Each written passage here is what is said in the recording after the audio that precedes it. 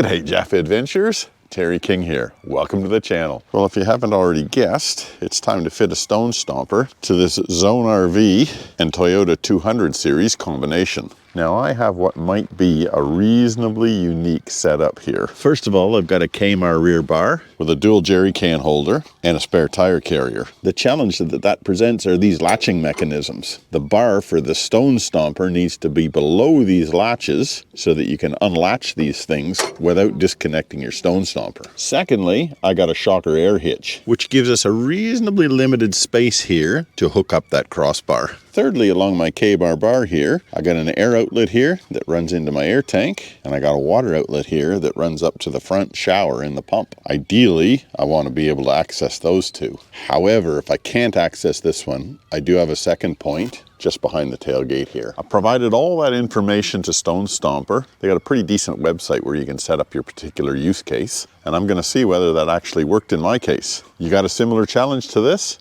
Stick around.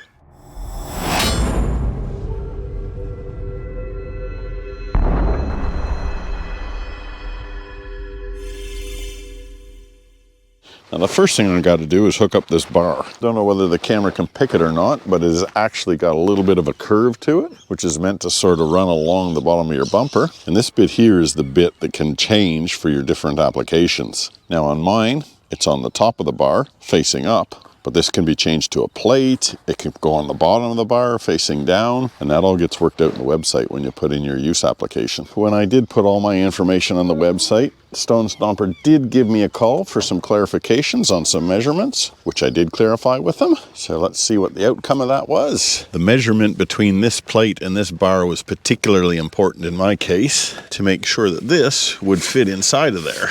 So let's give this a crack. No, there's no way that that bracket's going to go through there without pulling this hitch out a little bit.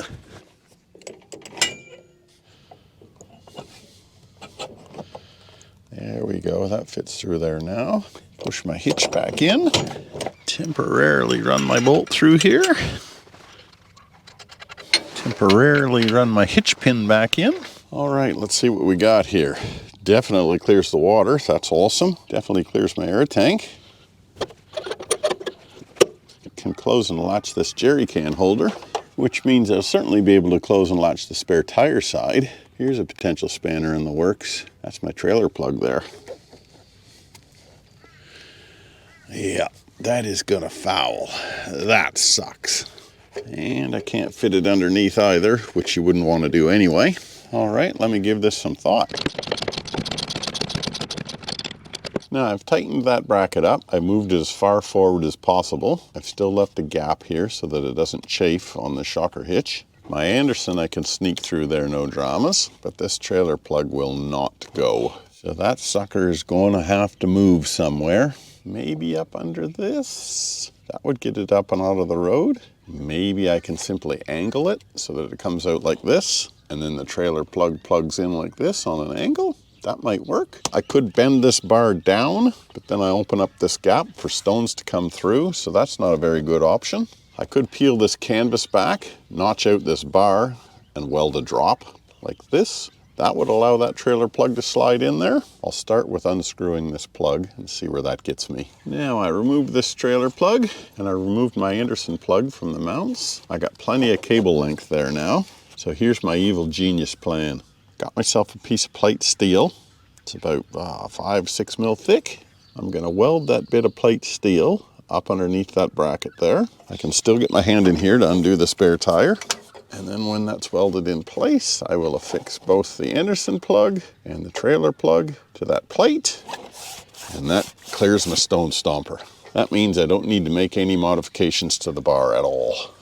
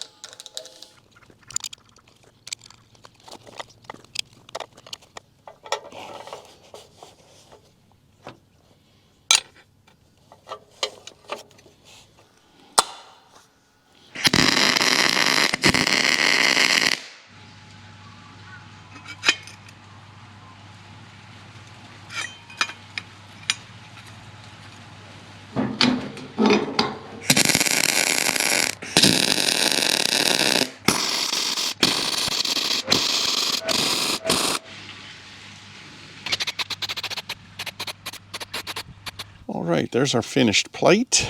Make sure these plugs fit up correctly. I can't imagine why they wouldn't, but you never know. There we go. That clearances everything just nicely. Can still latch it down, get my hand in through the bottom or through the top.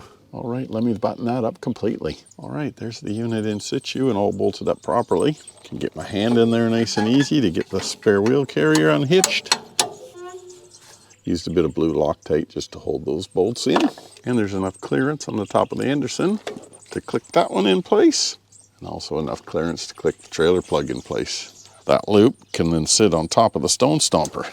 That's awesome.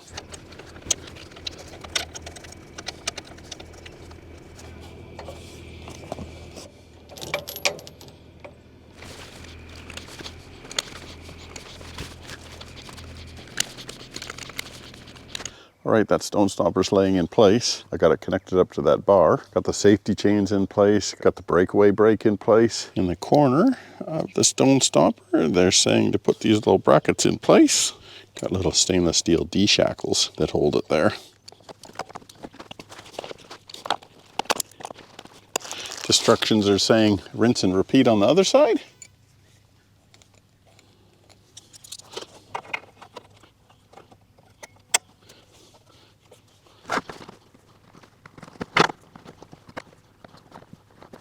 Now they give you some tech screws and a tech screw bit, and you're meant to screw that in with those tech screws, but they do say make sure you don't have any lines, air lines, gas lines, any power cables, whatever, that those screws might go through. And looking down that channel, I've got nothing in there.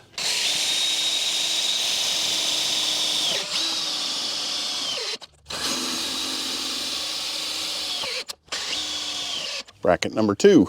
Next step, affix the Stone Stomper to the mudguard. Now the way they reckon you do it is you undo one of these bolts and affix that to the guard. Something like that, I guess. For me to be able to do that, that would involve me chopping a little bit of this guard off. Because if that was fixed up there, this D-shackle just would not reach. So I'd have to kind of lop that guard off on a bit of an angle. I'm not going to do that. I'm going to fix this directly to the guard, something like that, and just put that D-shackle in there. Can't see why that wouldn't work. That mud guard's held in with 4, looks like M8 bolts. And it's a pretty sizable mud guard too. It's probably 5 or 6 mil thick. This is the hardware they give you in the kit. That's about a 75 mil long bolt. For my application, that'll look like crap. So I'm just using my own hardware. I think they're probably about 15 mil long zinc aluminum M6 bolts, and that's what they look like in place. 110, 110, nice and square. All right, that side's affixed. That'll do just fine. Take my shrapnel and go to the other side. All right, both sides done. Those bolts are about 1 inch above the E, and the right-hand one is in line with the RV, and these bolts are about 1 inch above the Z on the Zone. Now, the last step is to take this. Apparently, it goes over top of your drawbar. Something like this. And then back around to this one. I will plug these in just for completeness sake. Anderson trailer plug. Now the only pain in the ass, and I knew it was going to be a pain in the ass, is getting into the fridge in the car. I'll see whether I can do it without disconnecting the Stomper. Well, I can open the tailgate. And yes, I can get into the fridge. Well, that's good. I'm glad I don't have to disconnect that whole bloody Stone Stomper just to get a beer. Speaking of which, it is very close to that time of day. So if you've got yourself a Kaymar bar and a Shocker Hitch, I guarantee you won't be able to use that Kaymar trailer plug recess. You'll have to work out a solution similar to my fabrication there that'll work for you. I trust you found some value in this video. Until the next time, keep the shiny side up.